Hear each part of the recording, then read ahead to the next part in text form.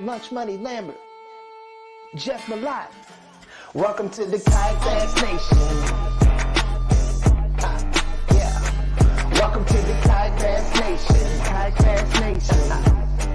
Hey. Welcome to the Kayak Bass Nation. Welcome to the Kayak Bass Nation.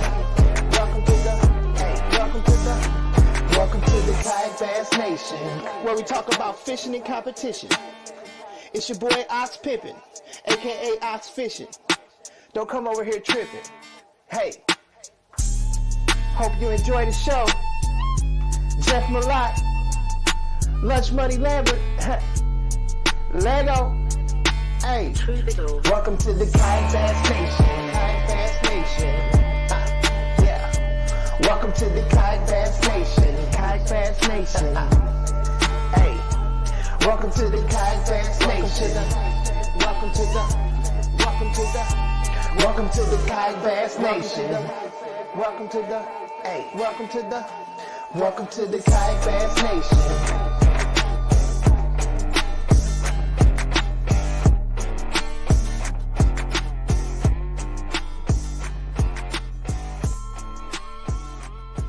Whole weekend? Yeah, pretty much. I had a finesse bite going too. I caught some on a whopper plopper pre-fishing, but I saw a post that the best smallmouth river anglers in the country were going to be in this room, and I didn't have the fish to get in here on day one, so I thought, man, I'm just going to grab the jackhammer and go wide dick open and see what happens. There you go, man. All right. Welcome to KBN Live, everybody. We are Wow. WDO, as they say, wide dick open on a Monday night. What's up, Ryan? Mr. Big Bass. Just counting these big $400 checks as I get them, son. That almost paid for my fuel, so I'm pretty hyped right now. Thanks, Bassin Magazine. Yeah, man. You're stacking the Big Bass Awards this year. I told Steve Fields, I was like, dude, I'm gonna also start in conjunction with these events like a $5 side pot for Big Bass. That's gonna be my contribution. You got to build that thing up, man. That's legendary that you dropped that on stage. For those that aren't familiar with that, that's the new thing, the new saying. Staying alive, buddy. Staying alive. Yeah, man. Tell us about the event. You were there. You had a huge day too. Made a big comeback and had big bass, obviously. But how did it set up? It looked like everybody was catching them. Well, we got there, and so last year the river didn't really have any water in it, to be honest with you. It was super low. I mean, just inches of water across most of the river. Got there this year, and it was elevated and stained. Like, we had some good color to the water, which I liked a lot better than crystal clear. I went out Thursday, man, and I put in at this kind of little dirt ramp or whatever, and I get about 100 yards from the ramp, and I look up and see tonight's guest, Jody Queen, sitting in front of me, and I'm like, woo, boy, I found the right spot here. I go up about, I don't know, maybe half a mile, and I catch my first fish. It's a 27.5, and I was like, that's there's some nice ones in here. I'm gonna get out of this area and go hop around and just hit current breaks out like in the middle of the river. So I got out there and I busted a 19, like 18 and a half, two more 18s. I had 94.25 in about 3 hours. And I went and saw our buddy Joe McElroy. He was fishing in the area. I went over there and talked to him for a while, and then a bad storm blew in. And I got off the water. I talked to Joe's wife in the parking lot, and then AJ called me, and he's like, hey, man, he's like, what's that storm looking like? He's like, is everybody okay? I got some calls that some people were stuck out, across the river. At the time, everyone was okay, but that was almost like AJ had a premonition driving in. I called Joe McElroy. I texted him. I was like, Joe, you good? He sends me a picture of his PFD blown up around his ears with a thumbs down. Because Joe normally sends me pictures with a thumbs up. So he sends me a picture with a thumbs down. He flipped his links and lost, I don't know, $2,000 worth of gear in the middle of the Susky. And he recovered after the fact. Oh, we froze up, Ryan. You may have to come in and come back out. Got off. There we go. Now you're in. Dude, I'm telling you, this internet's on one tonight. I'm gonna have to give somebody a phone call. No, But did Anyway, you Joe flipped. Fishing was great. Everybody smashed it pre-fishing. And then, tournament day rolls around. There's like 25 people doing the same float as me. So those obvious current breaks got picked apart pretty good. I struggled a little bit. I had a 13.5 that I knew would bite me in the ass. It did. I went out Sunday, smashed them up. But I think I was like 3.25 inches from cutting a check. That 13 literally killed my hopes there. Yeah, that's how them smallmouth tournaments are, man. Even on the Elite Series, people get into them. It's just who gets into the consistent right ones, the 18s instead of the 16s or whatever. You know what I mean? It's like the leaderboard is stacked all the way through. Very consistent bags. If you look down the list at Susky, I mean, everybody was really close to each other. Yeah, big time. Looks like Jody made it into the waiting room just in the nick of time, so we'll pull him in here in just a second. Of course, the winner of the event, back-to-back Susky winner, Jody Queen, right? He's 2 years in a row up there. Froze you up again a little bit, Ryan. You're having massive trouble over there, but it's all right. We're gonna make it through. So we're gonna interview Jody first tonight, and then once we wrap up with Jody, we'll take a little break and bring in the raffle stuff, and we'll raffle off a bunch of stuff tonight. We're giving away that Old Town. We're giving away a bunch of other stuff that Ryan wrestled up. So hang tight. We're going to get Jody in here in just a second and see how somebody goes back-to-back on one of the most legendary smallmouth rivers in the country. So everybody hang tight a minute. We'll be right back.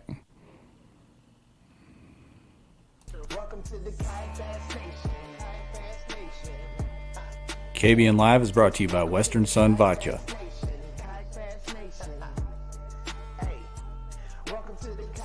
Western Sun Vodka is a 10 times distilled, award-winning, gluten-free vodka.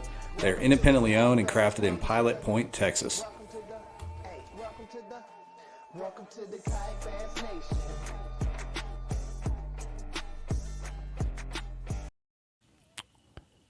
All right. Hey, Jody, what's happening, my man? Thanks for taking the time to join us tonight. Yes, sir. My pleasure. Yeah, we lost Ryan there for a second, but I know he's gonna rally and get back in. So Yeah, I see he dropped out there for a minute. yeah, he'll be back. How you feeling? You wore out? Yeah, of course. Yeah. 3 days sleeping in my truck at the ramp and all the storms and stuff. I didn't get a lot of pre-fishing, but it doesn't sound like most people didn't get a lot of pre-fishing up there. Yeah. Well, I mean, you're back-to-back champ up there, obviously. Always near the top of the leaderboard. So tell us a little bit about what you found in the little bit of pre-fishing that you did have that made you feel good going into the weekend. Well, man, I got there on Wednesday, and I got about 2.5 hours of pre-fishing there on Wednesday. And I was fishing clear water with a spinner bait, and I mean, I smashed 4 or 5 decent ones there right off the bat, and I just knew that the clear water and a spinner bait was going to be the ticket. And so the next day I went back to the same spot that I fished the day previously and got about 3 hours of fishing in, and a big storm rolled in and run me off the water, but those fish weren't there. That pattern dried up, and so going into Friday morning, I had nothing, and I actually did something that I never do, and that's float. I'm a single put-in guy, and I fish that river, and I've told people this before: grab a section and fish it across, and the current was just a little too much to do that, so I ended up floating this year, and I took a chance on it, and I'm glad I did. Yeah. And were you on the same section as Lambert? I know he mentioned in the kind of the pre-interview here that he saw you at the ramp pre-fishing. Yeah, I mean, there at the ramp, we met at the ramp, but he floated down from there. I kind of hung in that area a little bit that day, and I think he did really good going down through there too. I mean, I think he did real good on pre-fishing that day. That's a good area right there. Yeah. So I seen him at the ramp, but I didn't see him for the rest of the day because he floated down, and I kind of stayed there in that area. I got you. I've never been up there. I know it's a big river, a lot of water to fish. What makes it – obviously you're back-to-back champ. We'll get to the weekend here in a second. But what makes that place obviously set up so well for you? If you've won twice up there, you obviously know how to catch them. Why do you feel so comfortable up on that river? Well, man, I'm a river rat. I grew up on the rivers down here in West Virginia. The New is my home river, and it sets up almost exactly the same, except for it's just a little different breed of smallmouth up there. I told somebody that they got a Lake Erie build and uh, what was it? They're built like Lake Erie fish, and they got river mussels. Yeah. I think those fish. I mean, I'm telling you, man, they're just so hard to get in. I caught a 15-incher the other day, and I thought it was a 19-inch fish. But the fish down here in the New, they're more like torpedoes, rather than those big broad fish like up there. But it sets up pretty much the same. The grass beds and the rock and the laydowns and logs on the sides of the bank, and those fish love to go shallow when they're feeding like that. And that river has an abundance of forage for those fish. I mean, there's crawdads, there's sucker chubs, there's shad, you name it, that river's got it in it. Well, obviously, like I said, it sets up like your home river.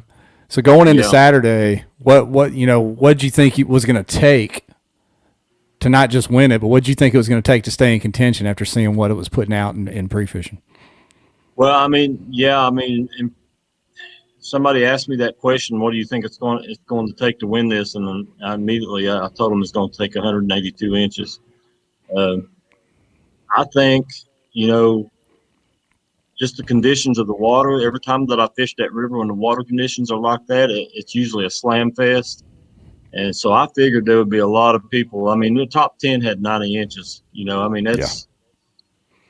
That's St. Clair like, So it's. I figured it would take a pretty good amount of fish to win that. And you and Miner, he had that 93-inch day, and going in after day one, I told my buddy Matt Ball, who I was fishing with up there. I told him, I said, man, I had 91 inches today. If I can break 93 tomorrow, I think I've got a good chance at this. And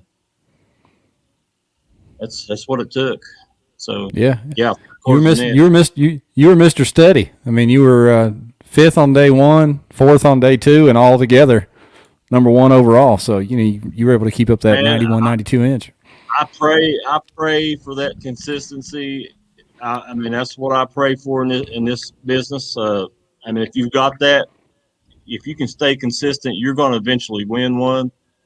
That's what I pray for, and the good Lord above just gave it to me that day, and I'm very fortunate. Yeah, and that's the beauty and the power of 2-day tournaments to me. One day opens are fun too, but 2-day tournaments, it's so much different. Like I said, you didn't, if you just go by single days, you didn't actually win either single day, but that consistency won the tournament. Exactly, and it's hard to catch a check in those tournaments. You have to be able to dial them in. I fished that river a lot in the last 5 years, and I've learned a lot about it, and that helped me going into. I didn't go into that these last 2 years without some knowledge of that area and how that river fished. So Steve Fields in the comments. 1,259 fish turned in, so a lot of fish were caught. Wow, man, yeah. I know I caught 5 limits each day. Yeah. Yeah, I know. I talked to Ryan after day one, and he was struggling to get rid of some small ones, but he was floating with young Edwin, and he saw Edwin throwing back 18s because he didn't need them and was just making Ryan sick. I know, man. It's crazy. That's crazy. My first 2 fish on day 2 in the morning,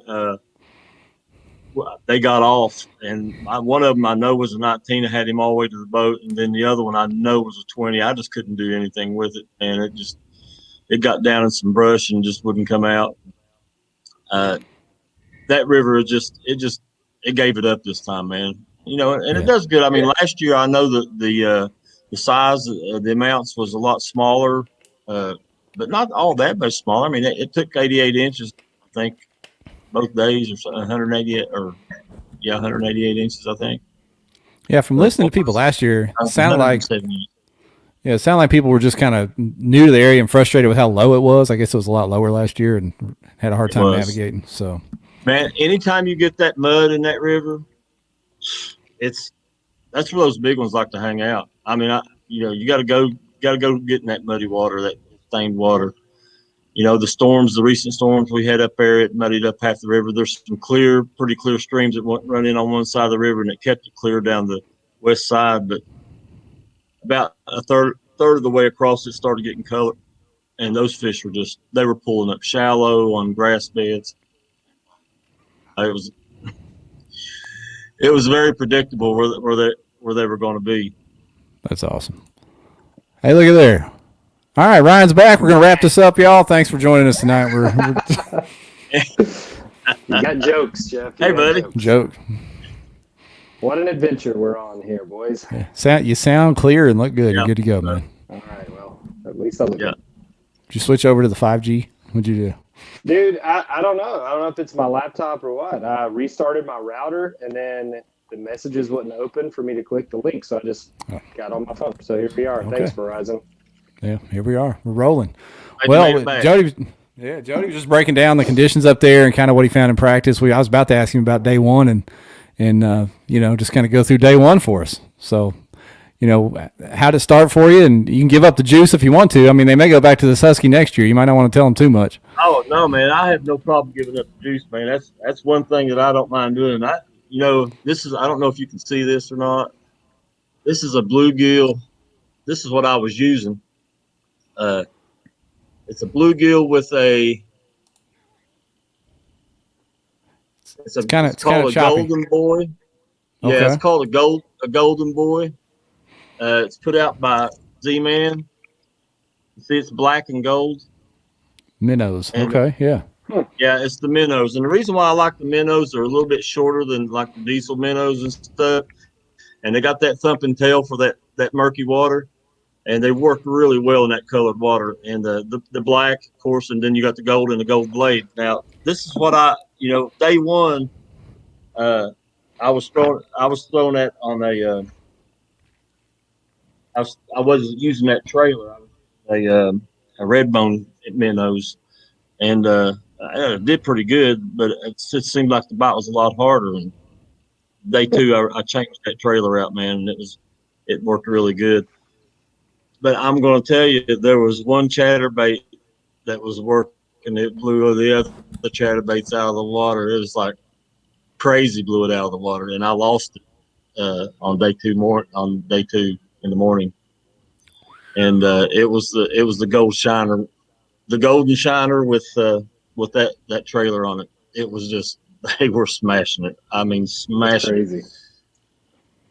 And but I had that one. Most of the top 10 were chatterbaits. Most everybody was jackhammer. And that jackhammer, interviews. Well, and everybody, I think everybody was fishing that muddy water, wasn't they? Yeah, pretty much. I think so. Yeah, so I mean that's the environment where those jackhammer shine. You got some stain in the water, smallmouth and moving water. Mm-hmm. It's set up good. Every time I fish that river, when the water conditions are like that, it shows out. Still on the bucket list for me. Never been up there, but one of these days I'm gonna make that long drive. If I could fish one place, if I could for the rest of my life, I mean, if I just had to pick and they said you can only choose one body of water that you've ever been on, what would it be?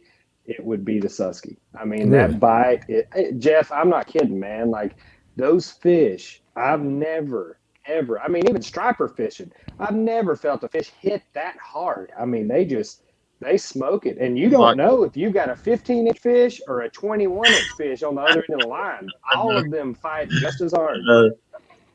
Yeah, I didn't know if that was just more Harshman hype or what. So it's real. No, that's one thing Jay Harshman has told the truth about. Yeah. It's awesome up there. It is. I told Jody after we did the meeting, man, I said, if you win this one every year, I will drive back up here every freaking year and hand you my money. I don't care. This is it right here. It's the truth. Yeah. If they get turned sideways and get downstream from you, you might as well just let them pull you downstream, because I'll tell you, you're not going to pull a 19-incher back up if it gets turned sideways downstream. He'll pull the hooks out. He'll straighten your hooks out. He'll jump 4 feet in the air. I mean, I've got some on tape that were just, they came up. I mean, they're jumping 4 feet and go down and then come up. I mean, it's crazy. The build of those fish is just different than anywhere else that I fished. You know? Talk about the environment. So for the people that, haven't seen the pictures or whatever, kind of how that river sets up. It's not just hooking the fish. It's not just figuring out, what they're biting that day. You've got 1,000 obstacles. You have current. You have everything in the water's waiting to flip you over. Like just hooking the fish is not the hard part at all. There's so much that can go wrong. Yeah. There. Yeah, you got to be wary when the flow's like that. Is that what happened to old Joe in the practice? Did he get hunt? Was he fishing? Like, did he have one on and have that accident, or did he get it sideways on a deal? He was crossing in that storm, and I mean, there was so much current. If you look at the river, it didn't look like it was moving that fast. But once you got out there, I mean, you were having to pedal pretty hard just to maintain position. Yeah. So what happened? He was crossing the river, horizontally, coming back to the ramp, and washed down on a big boulder and just dumped it. Yeah, that's the thing, man. That muddy water, you don't see those boulders, man, and they can be just that far below the surface, and I mean, you can be up against them. Your drive can get hung on them, and I mean, a lot can go wrong quick. And when that river's down, I mean, I've seen that river at historic lows and been in there with a whopper plopper and absolutely just tore them all to pieces. And you can wade every bit of it. I mean, it's so docile and very fisherman friendly, but man, when it gets up a foot or two, it can dump you quick. It was worth the risk. It's deceiving. I don't care what I lost. That was I agree. Night, gosh, I agree. Man, that was insane. Yeah, you're preaching to the choir, man. Is there a slot limit on the Susky? I saw. Yep, there you go. You threw it up, Jeff. Great minds, buddy. Great minds. I was reading it. I was reading your eyes. Do you know, Jody? Is there a slot limit on smallmouth on Susky? Man, I'm not sure. For a long time, I thought it was catch and release. Yeah, this guy in the comments, Mike Reinhold, said that stretch is no harvest, catch and release only. Awesome. Yeah. Well, that explains why there's so many giant donkey smallmouth. I mean, listen, they had that river shut down, man. You couldn't go smallmouth fishing until like June the 1st for years. Really? And there was like no Canadian rules? you could not target those fish, and they had great years, of spawning years, and it just built up. And I mean, even now, even the way it showed out this time, 5-6 years ago, it was better than that. I mean, you were going in there and you catch 19s and 20s, and like we did the other day. But yeah, it's changed since then. You'd go in there and catch 19s and 20s. Well, hell, I mean, I did the last 2 days, but how about the rest of you? No, I didn't say that. I mean, never mind. You had me wrong, man. It's okay. It's okay. You deserve it. I didn't mean that. I didn't mean it like that. Oh, man. I meant we all did. Yeah. I know what you mean. I see you. Don't you put words in my mouth. Don't make me come over. Come on now. You're invited anytime, buddy. Don't worry. So I want to hear about day 2, Jody. Edwin got out to a lead on day 2, and you said you lost the juice. You lost your chatterbait. So what adjustment did you make to be able to reel him in like you did? Yeah, that's when I made the adjustment to that gold bladed. I started using in the morning time when it's a little bit darker. I like to use solid colors with a solid black blade on them. They seem to just, they can see it better and they sense it better. So I was started out with a green pumpkin chatterbait with the deal trailer and a diesel minnow, and I did pretty good. I mean, starting out, I missed a couple big fish, caught a 17 right off the bat, and I was catching fish, all morning. Even in the clear water, I was catching them. And then I got a couple hits there. They started getting to where I was barely hooking them, and they were grabbing the tail a little bit, and I wasn't catching as many.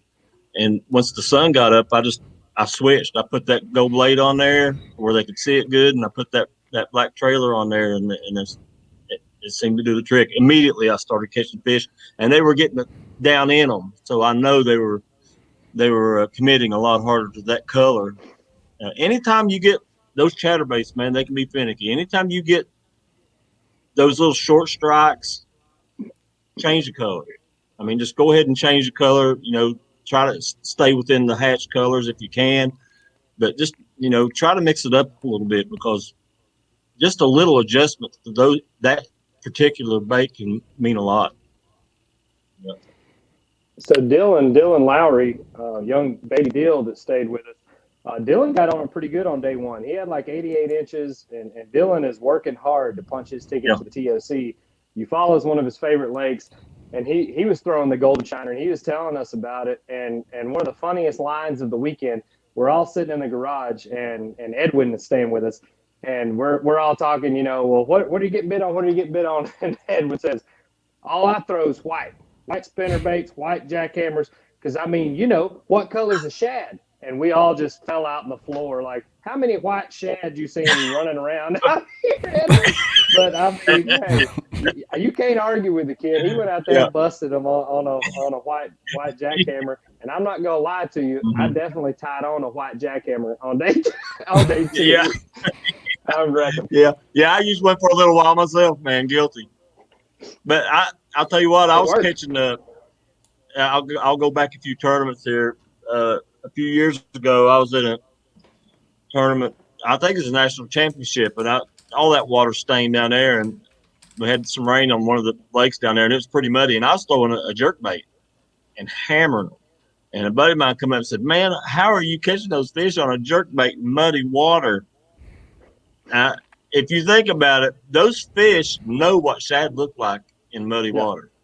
Yeah, they know what they look like, And everybody says, well, it's a clear water bait. Well, a lot of times it is, but that don't mean you can't catch them in muddy water on it, because they know what it looks like. For me, I like throwing like white and chartreuse, or that D-Height Delight, that green pumpkin with chartreuse. That's what I pre-fished with, and that's what I fished day one with. But I wasn't getting the size that I wanted, so I had to try something. So you got to adjust a little bit. Yeah, there you did. You made your adjustment. Yep, that's what you do, man. If it's not, you're not satisfied with it, then. Because we all know what other people, they were catching them. Everybody's catching them. If you're catching them smaller, you got to make an adjustment. Don't be afraid to make that adjustment, dude. You did right. It was fun watching, I mean, I love watching Edwin do well. I do. I really do. He's young, and Jody, you and I were talking earlier. That's the future of the sport. These Jackson, Edwin, these young guys that are just blessed with natural God-given talent that a lot of us have to work a whole lot harder for. That's the future of the sport. Those are the names that you're going to see, on boxes and sponsorships and making a living doing this stuff. Now, what we're doing, I'm not saying what we're doing is not, paving the groundwork, but those are the guys that are going to benefit from what we done the last decade in this. And seeing him do well is awesome. But seeing your name within striking distance, I was on him all day. I said, you better call up, because Jody, I promise you, I said, if he's within 3 inches of you in the last hour, he's going to get you. He will. I knew it. And sure enough, watching you creep up, I did that little video interview with him and posted it on KBN, and it wasn't 45 minutes later, bam, got him. And I was like, whoop, there it went. Yeah. You ain't getting it back now. You ain't getting it back. It's like you just sat there and you're like, well, I think I got a 19 over here. I'm going to run and catch it real quick and go ahead and close this out. Hey, man, did you notice up there fishing, there's certain times of both days that those fish would get up on the tips of those grass beds in the push water? Yep. I had that. One of the big things that I did both days, in this one area, they had moved up at the same time both days, within a half hour of each other. And so I made sure I was in an area with a lot of those grass beds when that time of the day came around. And I think that made the difference, because I pulled a 19.5 and an 18 out of those areas. So I had him hauled around, messing around, trying to fish my current break stuff all day long. And, I got down to the big shoals there at Liverpool.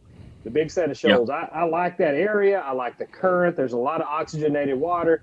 I'm messing around. That's a great area. Down to the end, and Edwin's sitting down there at the bottom, and he kind of flashes me off, gives me the old bright lights, and he's like, "Hey, I'm gonna fish this area here, pretty much for the rest of the day." And I'm like, if you're fishing for the win, I don't care. You say people don't own water. If you're fishing for the win, in my opinion, you got whatever water in mind you want. You go ahead and knock it out. So I was like, man, I'm going to just go mess around and try to find some stuff that maybe people have overlooked. And I found some of those grass beds way over on the other side of the river, and every one of them had an 18-inch plus fish on it. Yes, that area right there and below Liverpool, from there to the ferry grounds, the campsites there, that area right there, I know it seems like it gets hit a lot in there and there's a lot of pressure in there, but that area holds a lot of fish. And it's one of my favorite places to fish up there when the water gets like it was. And those grass beds, when that water gets up in those grass beds in that area, it is a hot area. And a lot of people overlook that. They sure do on the other side. I'll tell you a story.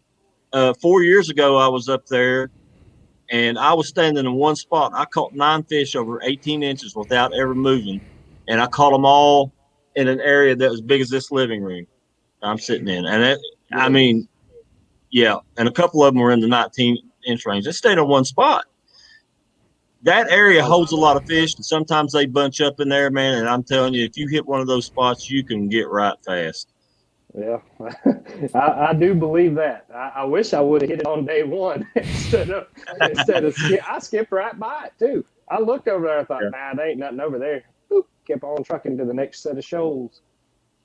Yeah, it's amazing. You cover a lot of territory on that river. It's a huge river, man, and you can cover a lot of territory. You're going to turn something up somewhere on it. There's just too much area, for there not to be. Steve Fields is in the comments. He's watching right now. Please don't ever take the BOS off that river. Please, I don't care what you make it. Make it the TOC. I don't care. Yeah, exactly. If we can keep the series going back there, I'll be happy for the rest of my life. And wasn't it? Didn't it make the schedule because of a scratch last year somewhere else? Wasn't that the deal? It made the schedule because everybody wanted to be on that river. I mean, I've been talking to AJ. He'd asked me a few years ago if you could get a good river tournament, where would you want it to be on? And I said, man, if you can get one on the Susky. And he worked his tail off to try to get that. I thought there was like some COVID deal where there was another tournament scheduled up on the Big Water, and then a month ahead of time they canceled it and moved it to Susquehanna and made it all work out. Something wasn't there a story like that, or am I all wrong on that? I don't know. Was there? I can't remember. Was it Erie or something? I do remember something being COVID related that we had to push one because they wouldn't allow any kind of group activities or something like that. Steve can actually probably chime in on that. And I have already started a fire here by mentioning TOC and Susky in the same sentence. Everybody's firing off in the comments. I figured that was going to light up the computer there. Well, that's what I'm good at, Jody. That's not a bad idea. I hear that. You guys think there'll be some staples? I mean, it seems like Seminole's been the kickoff event every year. Everybody's begging for the Susky to stay on. You think there'll be a few that just stay on, kind of like the big pro tours? I wouldn't mind seeing a semi-set schedule, and it would be cool if you knew, like if they would delineate, like this is one of our go-to events. We're going to rotate this one every year. I wouldn't mind seeing that Seminole event move around some. I think you have to keep it in the deep South, Florida or Texas, just because of weather. But I wouldn't mind seeing it move a little farther south. Yep, agreed. I would love to do an opening BOS on Kissimmee or Harris or somewhere down in there. It wouldn't bother me a bit. I think that would be some big fish caught down there that time of year. Yeah. If you catch them early, great time of year, those Florida fish just getting ready to spawn, I think that would be a good one. And frankly, I didn't think I caught an 11-2 during the right before the 10 down there. An 11-2, dude. There were people catching big fish everywhere. Had several 8-pounders. I know what's going to happen. Right. We're going to talk all this, and we're going to talk about Central and South Florida. and we're going to get one of those cold fronts where it's 34 degrees, and then Florida largemouth, they just go home. I don't know where they go. They just leave. They don't care nothing about it. Dude, it was in the 30s the first day of the 10, the first morning of the 10 this year. It was in the 30s. And the wind was blowing, and it was crazy. But, you know, that's been every Florida tournament I've ever fished. Every one of them early has been. Yeah, I know. It just seems like that's the way it falls, man. Pre-fishing, beautiful, then an opening day. Remember when we went down to Beanville for the first KBF one? And, I mean, it like to froze to death. Now, the first 10, wasn't it? Wasn't that the first 10? Yes. Yep. I had ice freezing on my line, and it was a 17-degree wind chill factor. 17 degrees. Shorts and a performance shirt. That's all I brought with me. I was like, what in the world have I done here? Where am I? Yeah. Yeah. Yeah, that was crazy, man. That was crazy. At least the gators were froze up to the banks. Yeah, that was the only good thing. You didn't have to worry about the gators coming up begging for crackers. Yeah, we got some comments coming in. Bob Baylor said something about lacrosse. It seems to be one of those recurring events too up north. Somebody else said, I think that community loves the kayak scene so much that keeps these tournaments coming back up there. Yeah, Greg said keep the Susky because it's the only one the Southerners travel to. So keep it going.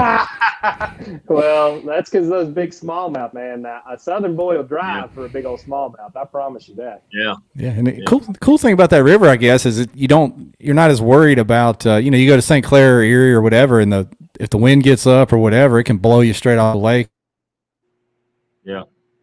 Yeah. You get some big. You'll stay dangerous without wind. You don't even need the wind. It's just dangerous all the time. So pay attention. Yeah.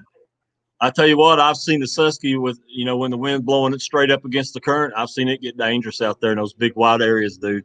It can get rough because all those little humps and stuff, they become big humps. I mean, it can flip you out.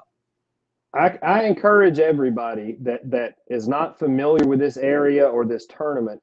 Go to the Hobie webpage. Go to the Hobie events and click on Susquehanna and click photos.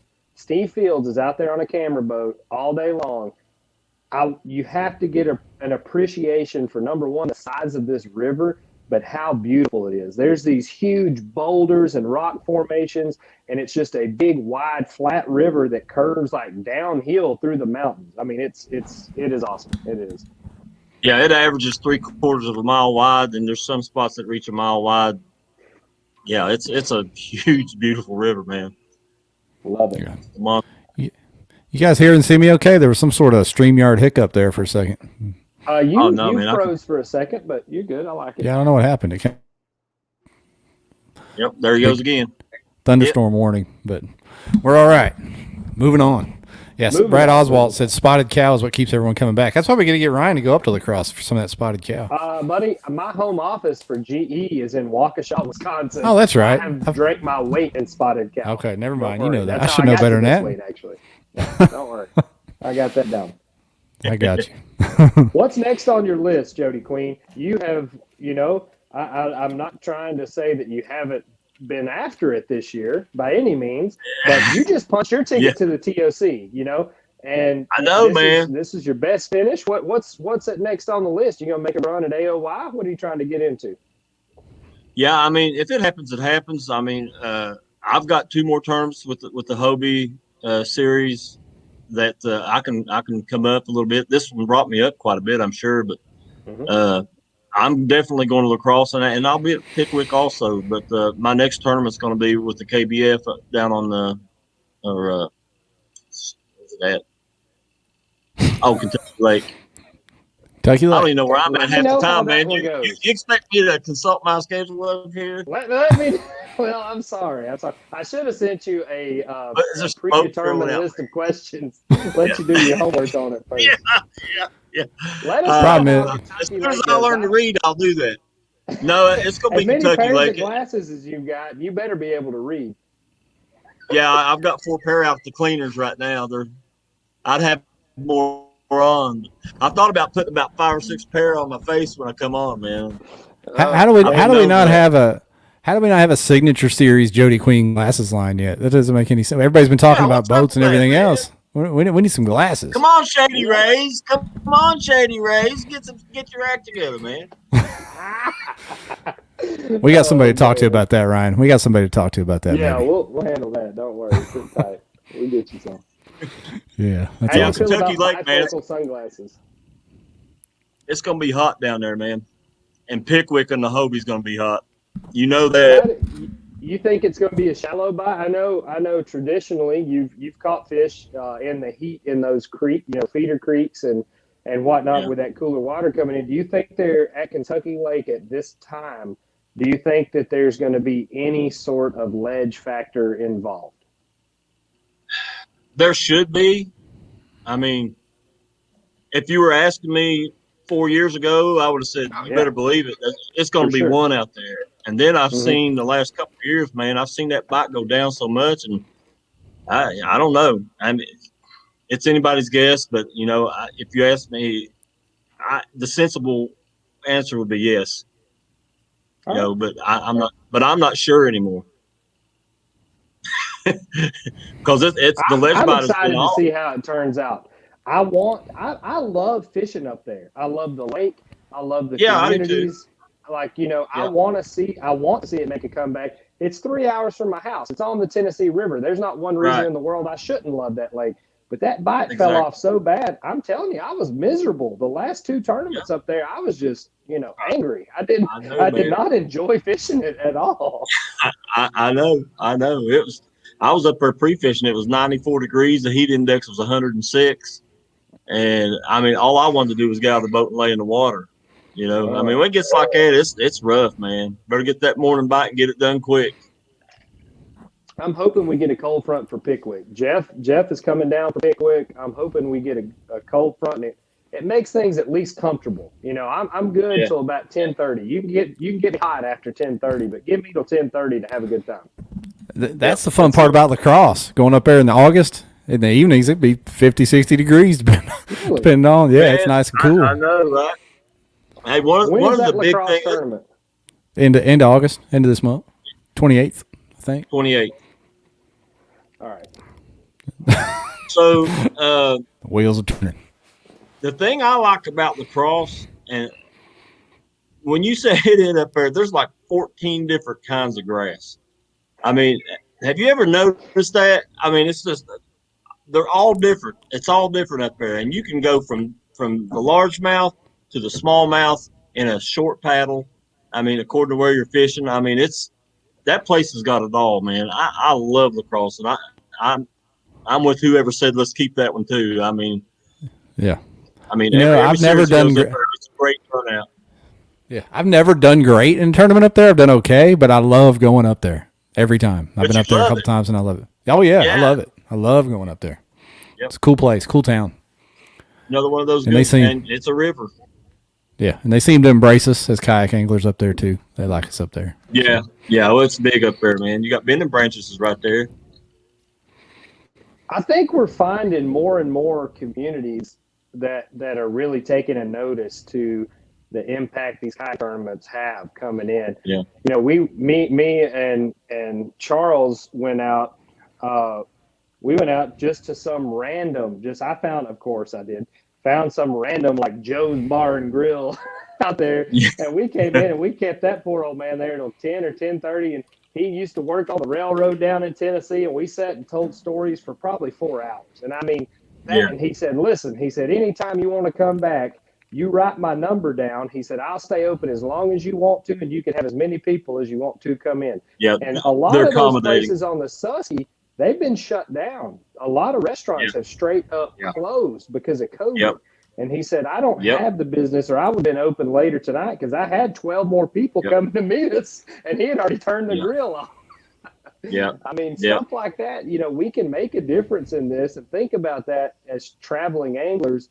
I hate to sound cheesy, but you are an ambassador for the sport. The way that you conduct yourself and the places that you go into these businesses and restaurants and hotels, think about that stuff, because that's what affects the communities putting the money up to host these tournaments. I mean, it is a direct reflection on the sport, how you carry yourself when you're out there. And not just that, Ryan, we have a responsibility to do that. I mean, you're a TOC grand champion, dude. People follow you.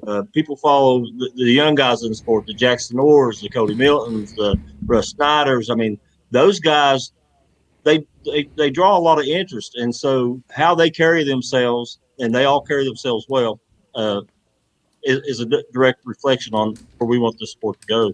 So, yeah, I think we have a responsibility to do that. I like it. For sure. I'm sitting here thinking I'm on this show here with 2 TOC grand champions. All I can claim is I once fished. I once fished nearby Jody Queen. That's all I can claim. I haven't had too many bad days when I've pulled up to a ramp that Jody Quinn sit there. I'll go ahead and tell you that. I don't know if it's just if he brings the fish with him or if they just smell him in the water. I don't know. I can't think of a bad time that I've had when Jody Quinn was at my ramp. You're finding all my honey hoes, ain't you? It's all right, man. Glad to have you. Fish next to me anytime you want. Hey, I'm going to put this out here, Steve Fields. Run this back to Hobie. We need to do a Grand Champions little episode up there on the Susky.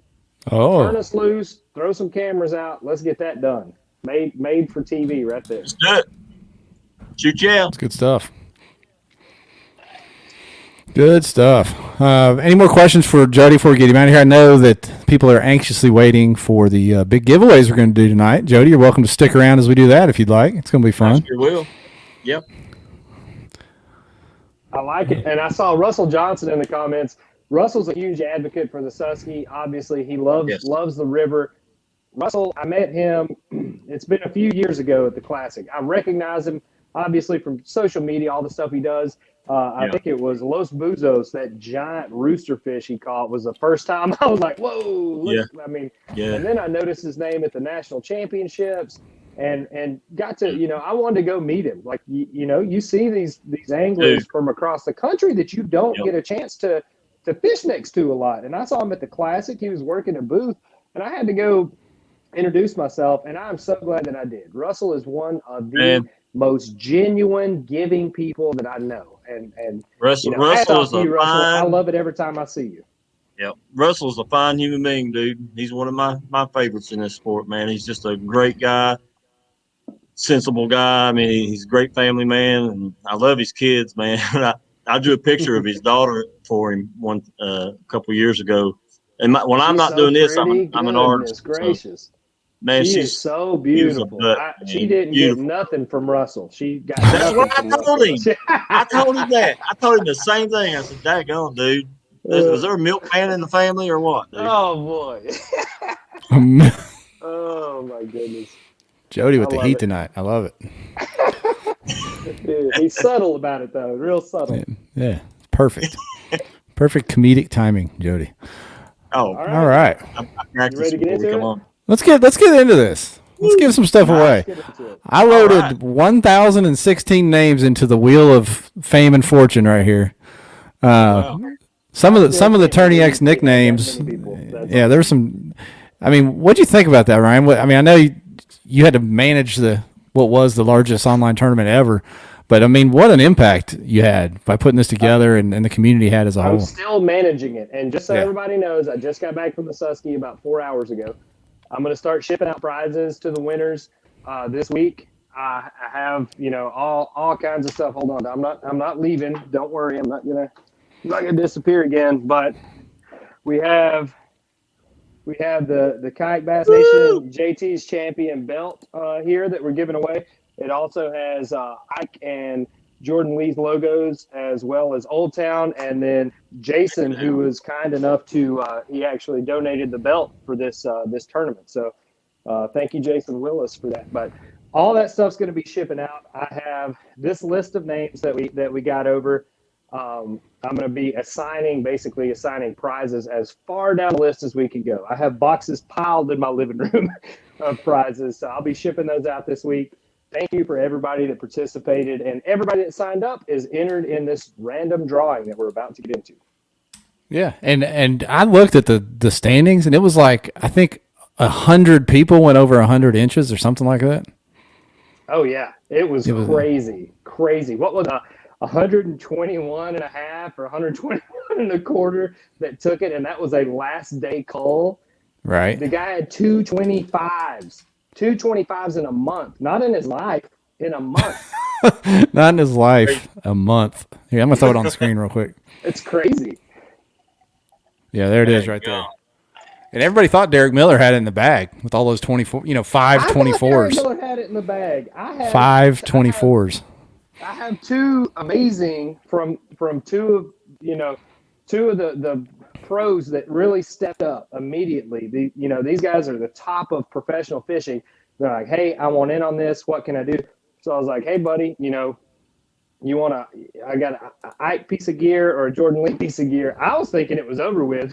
And then he messaged me while we were at the Susky, and he's like, hey, man, you check the leaderboard? And I was like, why would I check the leaderboard? What are you talking about? And he's like, he just called and beat me. I was like, oh, my gosh. Yeah. Jason Denise, you are the man. Well done, sir. Killed it. Freaking killed it.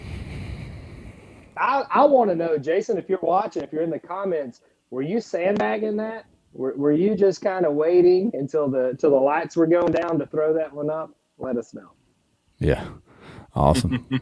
Well, Ryan, you say what we're going to do first on the raffle. I know we got a few things to give away, and I'll hit the magic button, and we'll see what happens. Some of you guys on Tourney X had nicknames, by the way, so if your nickname comes up, you better know what it is, because these are all from Tourney X. Well, I'll write it down anyway. We'll figure something out. Dan Byrie custom knife. Let's go ahead and roll the dice on that one. Spin the wheel. Oh, it's got noise.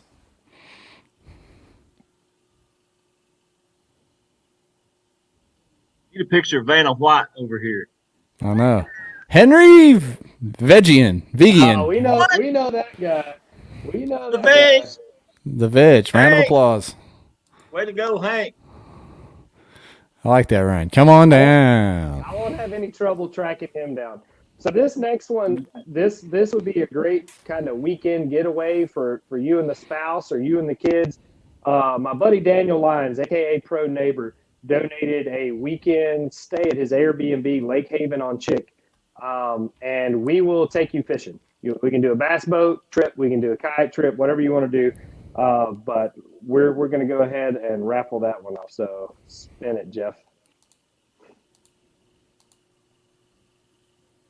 And I will say this trip is giftable. Like if you're from California and you know good and well you're never coming to Chickamauga, I don't mind at all, and I'm sure Daniel doesn't either if you want to pass it. Hey, Jeff Mellencamp from the Midwest over here. All right. Come fish Chick with us, Jeff.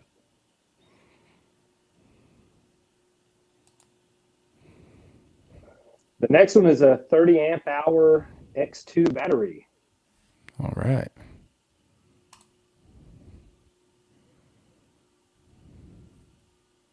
The suspense is killing me, Jeff. I know. I can tell you. This thing's pretty cool. Ryan Herzog from Texas. I think isn't he from Texas? South Texas? Yep. Is this the same thing, Steve, if you're in the comments, is this the same thing that they used to raffle off that Outback that changed on Shane Williams at the last second after it stopped on his name? Because that's one of the funniest moments of the TOC was watching that thing stop on Shane. It was like, wait a minute. Well, one more down. That's awesome. All right. This one's awesome. Humminbird Helix 7 fish finder. Oh. I need to be humming the Jeopardy tune or something. I know we should. It's okay. We'll do better. We'll do better next time. We'll get the music queued up. Marcus Ayers, you're the winner.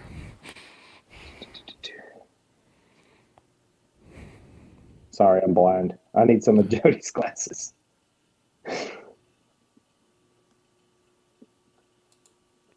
All right. And I've been talking about Steve Fields all night. Power pole and spike from Mr. Steve Fields. Thank you, Steve and Hobie. We appreciate it. It's a sweet prize.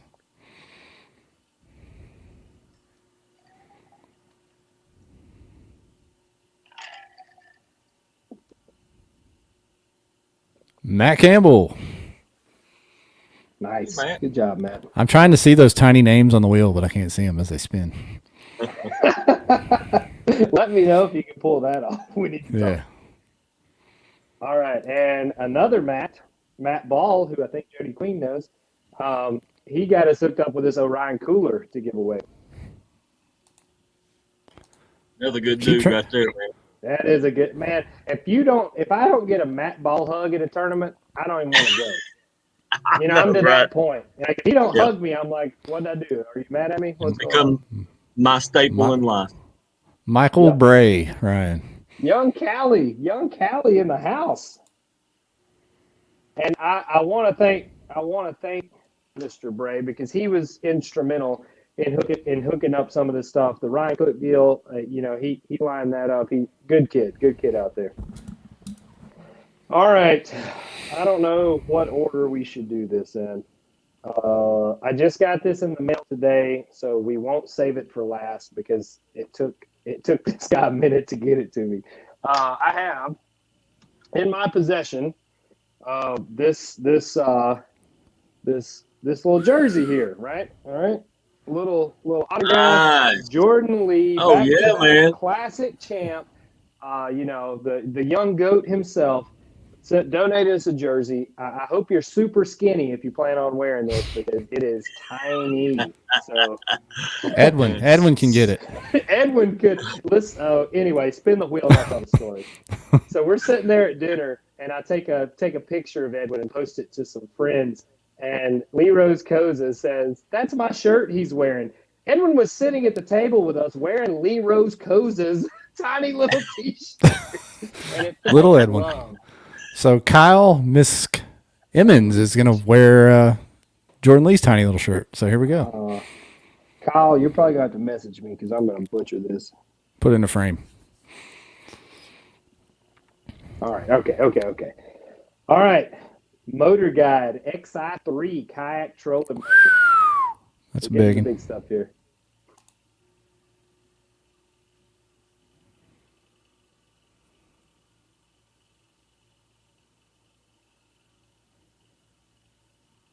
George Wheeler. Do they have a time frame to claim their prize or it goes on to somebody else? No, I'm just going to keep them if they don't claim it. So thanks for participating. You can find this on Ryan Lampert's eBay page if you're looking for the prize. Hey, Ryan, did you see this comment from Miss Scylla Johnson? This is awesome. He wore my son's small. So that's I brutal. love Edwin to death, man. Edwin is he is the most confident person I've ever met in my life. He thinks every tournament before it even starts, before he even pre-fishes, he's going to win it. In his mind, he has already won the tournament, like just by getting there. He's a tiny little dude, super confident.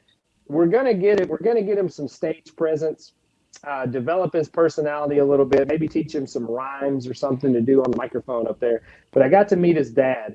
His mom and dad came to watch him lunch for day 2 on the Susky.